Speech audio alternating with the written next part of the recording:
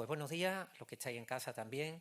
Tenemos el capítulo 9 de Lucas y le he pedido aquí a mi hermano Samuel que ponga un versículo que en un principio no está aquí, que dice así: He aquí yo os envío como a ovejas en medio de lobos. Sed pues prudente como serpiente y sencillos como palomas. Nuestro hermano Efraín nos ha expuesto un mensaje acerca de Deuteronomio 25 que, para quien esté escuchando, y como esto queda grabado, pues recomiendo que lo escuche por esas enseñanzas que nos trae. Y nos ha hablado de esa falta de justicia, dificultades que nos vamos encontrando en el día de hoy. Pero también nuestro hermano Juan ha compartido ese Salmo 37, donde se nos dice que viene a decirnos que no estemos angustiados, confía en el Señor, no seas impaciente por esos malignos que nos rodean. La palabra del Señor nos lo dice por todos sitios, y además aquí tenemos este versículo que el Señor le dirige a sus discípulos y dice: vais a un territorio hostil, vais a un terreno difícil, ¿de acuerdo? Y eso lo podríamos hacer extrapolable a nosotros mismos también, a nuestra vida, a nuestro día a día, ¿no? Te vas a encontrar con circunstancias un poquito complicadas. Esto nos sirve de entrada para este capítulo 9 de Lucas, un capítulo largo con más de 60 versículos y que se desarrolla allá por Galilea, en Galilea, y viene a situarse en una época que anda entre lo que es vísperas de la tercera Pascua, de las 4 que vivió Jesús, sabemos la última cómo finalizó, víspera de la tercera Pascua y hasta tabernáculo, es decir, desde lo que es primavera hasta septiembre, más o menos, unos 5 meses. En unos 5 meses ocurren estos pasajes que tenemos ahí por delante, para que nos hagamos una idea, porque a veces nos creemos que todos estos pasajes que nos viene de la palabra están seguidos en el mismo día prácticamente, en la misma días próximos, y no es así. Hay que tener en cuenta esa perspectiva del tiempo y decir que muchos de estos pasajes no aparecen en los otros 2 evangelios sinópticos, como son el de Mateo y el de Marcos. Lo que sí es verdad que hay diferencias en ciertos detalles. Hay diferencias, hay cosas que incluso no terminan de encajar, pero hay que tener en cuenta también una cosa. En los textos antiguos, a veces lo que eran los detalles referidos sobre todo a las personas se obviaban, como que se centraban mucho en los hechos, que era lo que se quería destacar. Y por eso quizás no tenemos muchos detalles acerca de la vida de Jesús, de Jesús como persona. Nos faltarían ahí ciertos detalles que nos gustaría saber. La idea fundamental. Bueno, la idea fundamental de, así a vista de pájaro, de este capítulo, yo consideraría que es que Jesús conocía ese pensamiento de los discípulos en el sentido de que ellos esperaban a un Mesías con mucho más poder político, militar. Tenían la idea de ese Mesías, de ese Cristo, de ese Redentor, de ese Salvador con ese poder. Jesús lo sabía. ¿Y qué ocurre? Que en este capítulo ya encontramos que Jesús avisa dos veces de su muerte y de todo lo que había que padecer. Claro, esto a los discípulos les chocó mucho, les extrañó mucho. De hecho, incluso conocemos ese pasaje de Pedro cuando le dice: Señor, ¿por qué te vas a someter a tanto sufrimiento? No puedes darle de lado, para que nos entendamos. ¿Y qué le dice Jesús? Apártate de mí, Satanás. O sea, hay que ponerse en situación y bueno, así estaban las cosas. De hecho, en la transfiguración que tenemos en este capítulo, quizás sea también como un acto de autoridad del Señor, como diciendo: mirar de lo que soy capaz, quién soy, a pesar de no ser una autoridad, una persona con poder militar, con poder político. Hay interesantes enseñanzas. Es un capítulo largo y básicamente lo que nos viene a decir el Señor es que tenemos que depender de Él. Aquí tenemos este conocido milagro del pan y de los peces. El Señor dice, pero vamos a ver, ¿cuánto podéis darme? Pues tenemos 5 panes y 2 peces. Pues dármelo. ¿Qué es lo que tienes? Dámelo. ¿Qué voy a hacer? Te lo voy a multiplicar. Y ahí lo tenemos. Cuando también manda a esos 12 discípulos, a los que tiene reunidos, y le dice, venga, a hablar del reino de Dios. Llevad provisiones, llevad alimentos, llevad zapatos nuevos, nada, no llevéis absolutamente nada. No llevéis nada. Confiad que yo voy a proveer de todo lo necesario. Dependencia del Señor. Dependencia total del Señor. Samuel, vámonos con los versículos 18 al 20. ¿Y qué nos dice estos versículos del 18 al 20? Nos dice así. Mientras... Lo tenemos aquí en pantalla. Aconteció que mientras Jesús oraba, aparte, estaban con él los discípulos y les preguntó diciendo, ¿quién dice la gente que soy yo? Ellos respondieron, uno Juan el Bautista, otro Elías y otro algún profeta de los antiguos que ha resucitado. Sigue diciendo. 20. Él les dijo, ¿y vosotros quién decís que soy? Entonces respondiendo Pedro le dijo, el Cristo de Dios. Estaban orando y el Señor le hace esta pregunta. Posiblemente esto le sorprendiese. No tanto la primera. Unos dicen una cosa, otros otra. Y le dice el Señor, no, a mí me interesa. ¿Y ustedes qué es lo que decís? ¿Qué están diciendo ustedes de mí? Fijaros que en la pregunta no dice ¿qué pensáis o qué creéis? No. ¿Qué es lo que estáis diciendo? ¿Qué es lo que decís de mí? Una pregunta interesante. Y claro, yo cuando el Señor hace estas preguntas a los discípulos, yo me pongo en el papel de los discípulos y digo, ¿y si me la dijera a mí? ¿Qué va diciendo por ahí de mí? Vamos a volver a esta pregunta, os dejo unos minutos para que cada uno piense y diga, bueno, ¿y yo qué voy diciendo por ahí de Jesús? ¿Quién es Jesús? Ahora volveremos sobre esta cuestión. Mientras tanto, vamos a volver a unos versículos que tenemos ahí del 23 al 26. Son 4 versículos y también a continuación vamos a leer los 4 últimos versículos del capítulo. Versículo 23. Dice así el Señor. Y decía a todos, si alguno quiere venir en pos de mí, niéguese a sí mismo, tome su cruz cada día y sígame.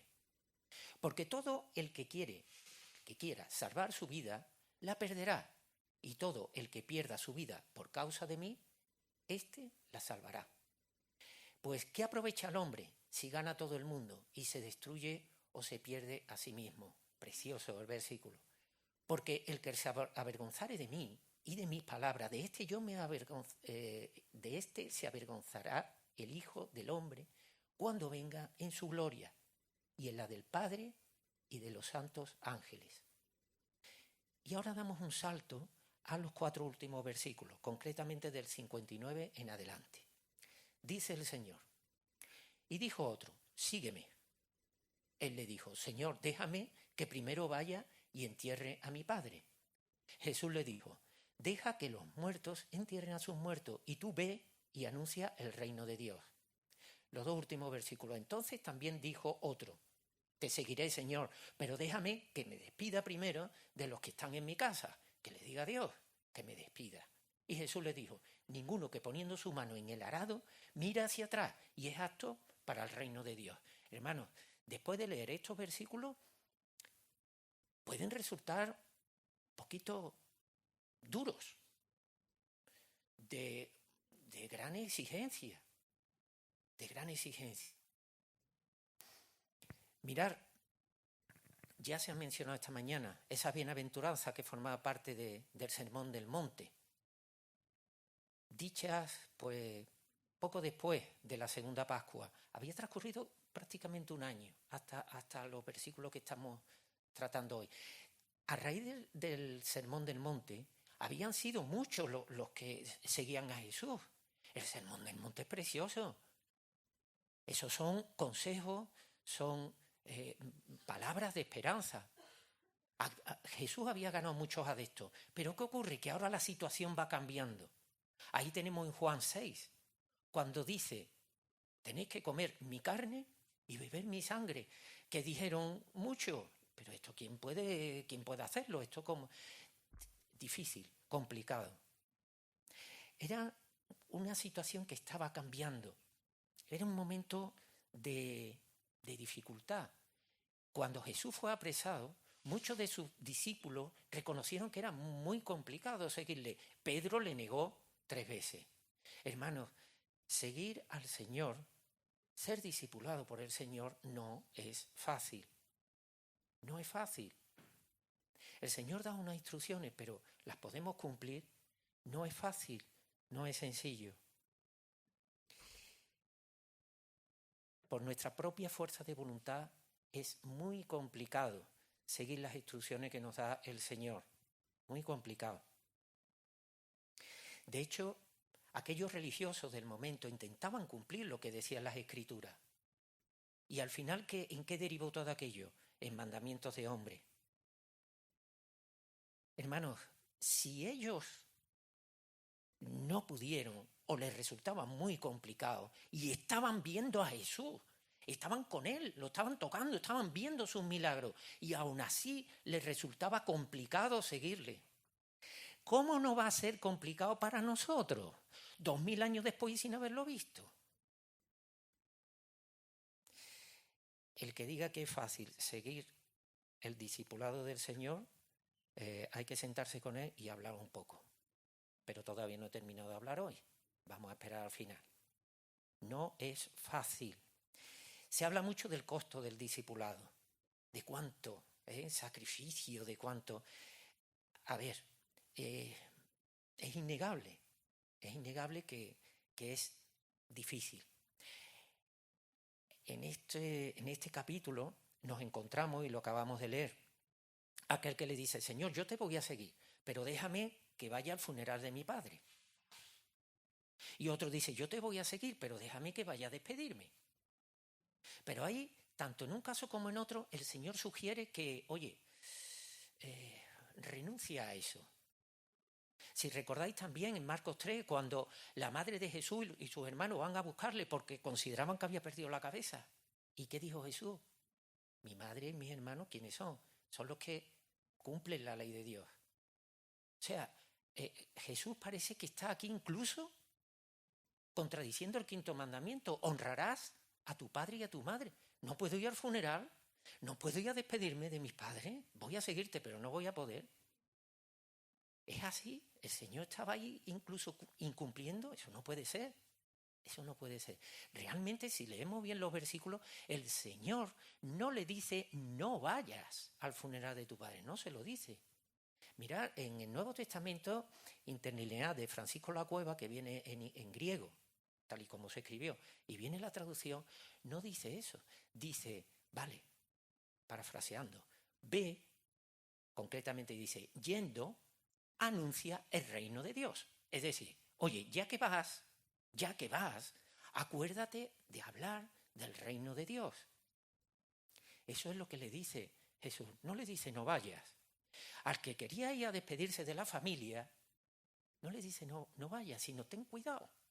Ten cuidado porque como vuelvas a tu familia, vuelvas a las cosas, ten cuidado que puedes volver a mirar tus recuerdos, tu vida vieja y quedarte ahí enganchado. Aquellos que fueron a por él, su madre, sus hermanos, que Jesús respondió, ¿quiénes son los que hacen la voluntad? ¿Qué pasó con uno de los hermanos de Jesús? Al final fue uno de los principales de Jerusalén, cuando en un principio no creían en Jesús. Pues ahí lo tiene, al final uno de ellos, uno de los principales en Jerusalén. Hermanos, Jesús, ¿cómo va a estar en contra del 5.º mandamiento? En conjunto, ¿qué es lo que vemos en estos pasajes que comparto así rápidamente? Pues que por muy importante que sea lo que tienes que hacer, las tareas pendientes, no te apartes de seguir a Jesús aprendiendo en obediencia, que no viene a ser más que el discipulado. Hermano, y el discipulado no es fácil, no es fácil. No es fácil. ¿Por qué no es fácil? Mirad, en la misma palabra tenemos ejemplos. ¿Y qué ejemplos tenemos? La de los propios discípulos. Mirad, en estos momentos llevaban pues más de 2 años los discípulos con Jesús. Más de 2 años llevaban. Y todavía había rasgos de andar en las cosas del mundo. ¿A qué me refiero con esto? Viene en este capítulo. Quería comentaros 3 situaciones que están desde el versículo 46 al 56. ¿A qué me refiero? Bueno, a Jesús le preguntan, en tu reino, ¿quién va a ser el mayor? ¿Quién va a ser el que va a tener más autoridad, más poder? Nos está hablando aquí de ambición y se lo estaba planteando los discípulos al Señor. Pero es que no es eso nada más, sino que también nos encontramos con que llegan a Jesús y le dicen, Señor, hay algunos por ahí que están echando demonios en tu nombre y se lo hemos prohibido. Bueno, y Jesús que le respondió, ¿pero por qué hacéis eso? Si no está contra mí, si no está contra nosotros, con nosotros está. Dejadlos. Ellos hablaban ahí de sectarismo. Oye, como esta gente no son los que vienen con nosotros, esta gente hay que apartarlo. Espérate. Pero es que hay otra situación más, que resulta que Jesús y los suyos van pasando por una aldea de Samaria y como no le atendieron, ¿qué le dijeron Juan y Jacobo al Señor? Pedimos ángeles y que venga y que arrasen esto con fuego. ¿Y qué le dice el Señor? No, ¿de qué me estáis hablando? Los discípulos aquí pecaban de soberbia. ¿Cómo no me han escuchado? Fuera, aniquilado. ¿Qué le dice el Señor? No, yo no he venido a perder almas, sino que he venido para salvarlas. Ahí vemos que los discípulos que andaban con Jesús tenían todavía esa cosa, esa naturaleza humana y estaban con él. Hermano, entonces nosotros, ¿qué pasa? Es complicado, ¿verdad? No es sencillo, no es sencillo. Como vemos, el discipulado no es fácil, pero el Señor, ¿qué es lo que nos dice? Mirad, en los 4 evangelios da una orden, que es seguidme. En los 4. Como esto está grabado, Mateo 8:22, Marcos 2:14, Lucas 5:27 y Juan 1:43. Seguidme en los 4 evangelios. Cuando las cosas se repiten en la palabra es que son importantes. Eso es lo que te pide el Señor. Seguidme. Pero el Señor no suaviza las verdades. No las suaviza. Y nos encontramos que seguirle conduce a decisiones un poquito complicadas. ¿Por qué? Porque realmente el discipulado consiste en cambiar corazones. Y cambiar corazones es muy difícil. Pero el Señor te da la solución, te da la alternativa. En estos 3 casos que hemos comentado, que se dieron con los discípulos, cuando hablaban de yo quiero ser o quién va a ser el mayor en tu reino, con ese acto de poder, de ambición, Jesús te dice, no, ante esto, humildad. Ante aquel caso de sectarismo, oye, como esa gente no están con nosotros, se lo prohibimos y demás. No. Ante ese sectarismo, el Señor que propone unidad. Y frente a esa soberbia, que esta aldea sea destruida por fuego, el Señor te dice, no, mansedumbre. El Señor quiere ir cambiando poco a poco el corazón. Pero hermano, la realidad es que no son pocos los que abandonan en este proceso. No son pocos quienes abandonan. ¿Cómo evitarlo esto? ¿Cómo evitar esa, como se suele decir, tirar la toalla? Lo primero que quizá habría que decir es que seguir a Cristo es una decisión personal. Personal. No porque en mi casa, en mi entorno, en mi familia lo estén haciendo y yo voy detrás. Es una decisión personal. Y el dejar de seguir a Cristo también es una decisión personal. Tú eres el único responsable. De tal manera que si tú decides abandonar la palabra, te digo una cosa, la palabra no ha cambiado. La palabra es inmutable, la palabra es siempre la misma, el que ha cambiado eres tú. O ha cambiado tu circunstancia, porque es verdad que una mala experiencia en la congregación,